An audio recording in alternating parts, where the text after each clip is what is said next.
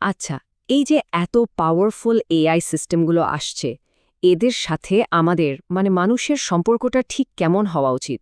কন্ট্রোলটা আসলে কার হাতে থাকবে? আজকের আলোচনায় আমরা ঠিক এই ব্যাপারটাই বোঝার চেষ্টা করব, human in the loop AI এর কনসেপ্ট দিয়ে। চলুন দেখি আসল বস কে। চলুন একদম মূল প্রশ্নটা দিয়েই আলোচনাটা শুরু করা যাক।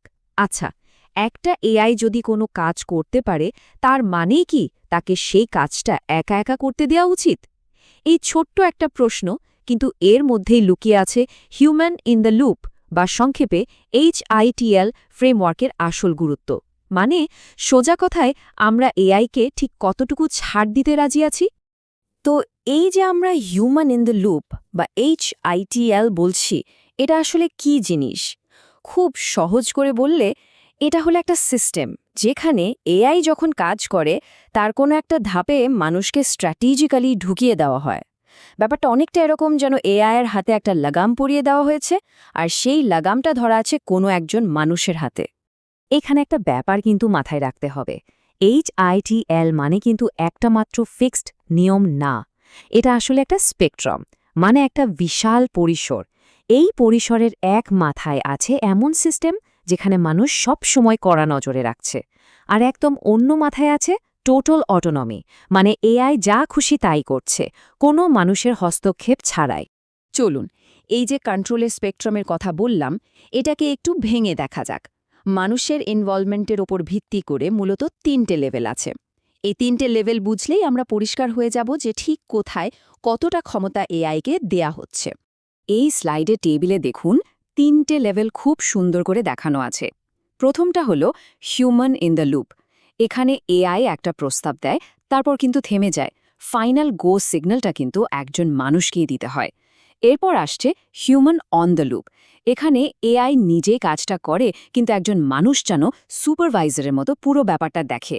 আর যদি মনে হয় কিছু গন্ডগোল হচ্ছে, সাথে সাথে কিল সুইচ টিপে সিস্টেমটা বন্ধ করে দিতে পারে। আর একদম শেষে আছে human out of the loop. এখানে নাম শুনেই বোঝা যাচ্ছে মানুষ পুরোপুরি বাইরে। এআই নিজ সবকিছু সেন্স করে সিদ্ধান্ত নেয় এবং কাজটা করে ফেলে। একটা উদাহরণ দিলে ব্যাপারটা একদম জলের মতো পরিষ্কার হয়ে যাবে। ধরুন একটা হসপিটালের কথা। একটা এআই সিস্টেম এক্স-রে স্ক্যান দেখে সম্ভাব্য টিউমারগুলোকে ফ্ল্যাগ করছে। এটা হলো একদম classic human in the loop. AI কিন্তু নিজে বলছে না যে এই রোগীর ক্যান্সার হয়েছে, সে শুধু সাজেশন দিচ্ছে। ফাইনাল ডায়াগনোসিসটা কিন্তু একজন অভিজ্ঞ রেডিওলজিস্টই করছেন। কারণটা খুব সোজা, এখানে একটা ছোট্ট ভুলের দামও অনেক বেশি। আর হিউম্যান অন দ্য লুপের সবচেয়ে পরিচিত উদাহরণ তো আমরা সবাই জানি, সেলফ ড্রাইভিং কার। গাড়িটা হয়তো হাইওয়েতে নিজে নিজেই চলছে, কিন্তু ড্রাইভারকে কিন্তু স্টিয়ারিং হুইলের কাছেই হাত রাখতে হয়, মানে চোখ কান খোলা রাখতে হয়। যে কোনো মুহূর্তে ব্রেক কষার বা স্টিয়ারিং ঘোরানোর জন্য তৈরি থাকতে হয়। এখানে এআই হলো ড্রাইভার, আর মানুষ হলো একজন অ্যালার্ট সুপারভাইজার। এবার আসি হিউম্যান আউট অফ দ্য লুপের কথায়। এর একটা দারুণ উদাহরণ হলো স্টক মার্কেটের হাই ফ্রিকোয়েন্সি ট্রেডিং অ্যালগোরিদমগুলো। এই অ্যালগোগুলো 1 সেকেন্ডের মধ্যে হাজার হাজার কেনাবেচা করে ফেলে। মানে আমরা চোখে পলক ফেলার আগেই পুরো খেলা শেষ। কোনো মানুষের পক্ষে ফিজিক্যালি এত দ্রুত রিয়্যাক্ট করা সম্ভবই না। তাই এখানে এআইকে পুরোপুরি স্বাধীনতা দেওয়া ছাড়া আর কোনো উপায়ই নেই। তো এতক্ষণ আমরা দেখলাম এআই যখন কাজ করে তখন মানুষ কিভাবে যুক্ত থাকে, কিন্তু এআইকে মাঠে নামানোর আগেও তো মানুষের একটা বড় ভূমিকা থাকে, তাই না? এই আগের ধাপটাকে মূলত দুটো ভাগে ভাগ করা যায়। একটা হলো ট্রেনিং, আর একটা টিউনিং। চলুন দেখি এই দুটো পর্যায়ে মানুষ ঠিক কী করে। প্রথমে আসি ট্রেনিংয়ের কথায়। এই পর্যায়ে মানুষ এআই এর জন্য গ্রাউন্ড ট্রুথ তৈরি করে। মানে ধরুন একটা এআইকে গাড়ি চালানো শেখাতে হবে, তাহলে মানুষকে হাজার হাজার ছবি দেখিয়ে দেখিয়ে বলতে হয়, এটা একটা স্টপ সাইন, এটা একটা জেব্রা ক্রসিং।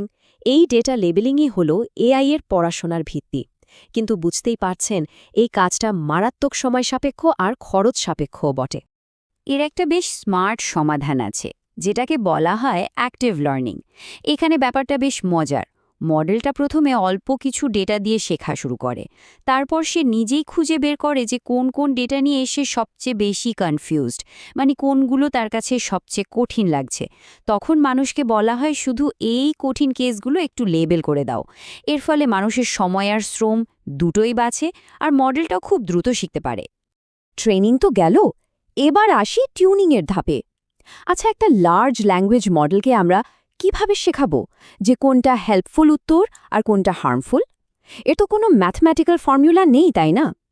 এর একমাত্র উপায় হলো তাকে হাতে ধরে দেখিয়ে দেওয়া।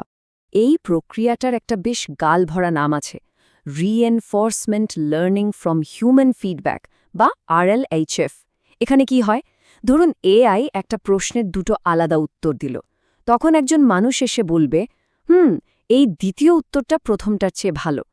এরকম হাজার হাজার ভালো মন্দ পছন্দের ডেটা দিয়ে একটা আলাদা রিওয়ার্ড মডেল বানানো হয়। এই রিওয়ার্ড মডেলটা তখন একটা কোচের মতো কাজ করে, যে মূল AI মডেলটাকে শেখায় কোনটা ভালো উত্তর আর কোনটা নয়। এভাবে কিন্তু মানুষের ভ্যালুজ বা বিচারবোধ AI সিস্টেমের ভেতরে ঢুকে যায়।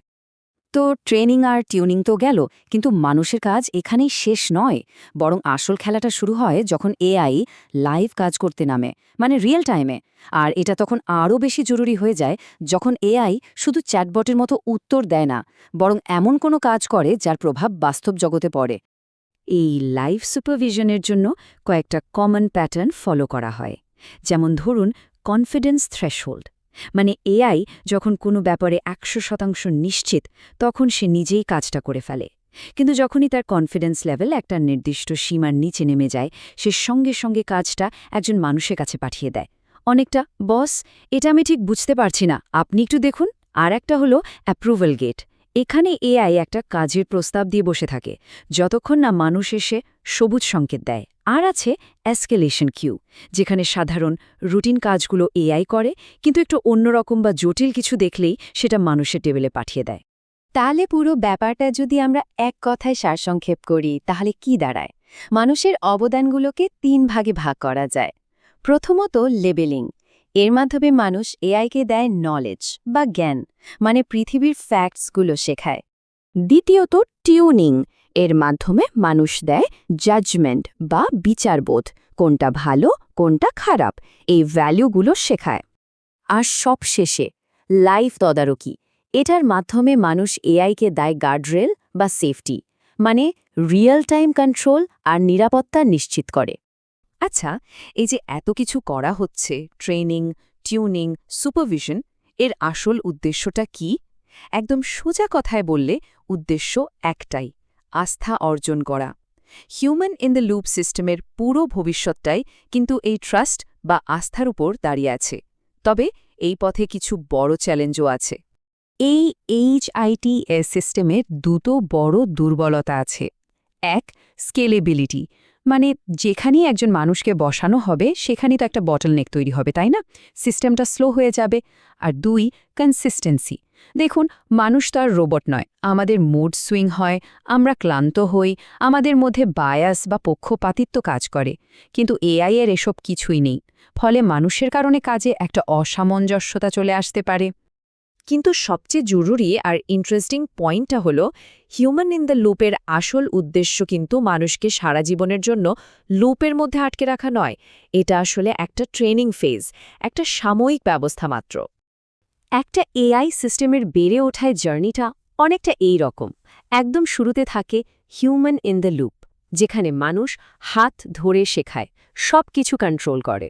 এরপর যখন সিস্টেমটা একটু ভরসাযোগ্য হয়ে ওঠে, তখন আমরা চলে যাই হিউম্যান অন দ্য লুপ পর্যায়ে, যেখানে মানুষ শুধু দূর থেকে নজর রাখে। আর এন্ড গোল, ফাইনাল ডেস্টিনেশন হলো human out of the loop, মানে এমন একটা পর্যায়ে যেখানে AI এতটাই বিশ্বস্ত হয়ে গেছে যে তাকে আর চোখে চোখে রাখার দরকার নেই, সে নিজেই সব সামলে নিতে পারে। তাহলে শেষ প্রশ্নটা কিন্তু এটাই, কবে আসবে সেই দিন যখন AI আমাদের আস্থা এতটাই অর্জন করে ফেলবে যে তাকে একা ছেড়ে দেওয়া যাবে?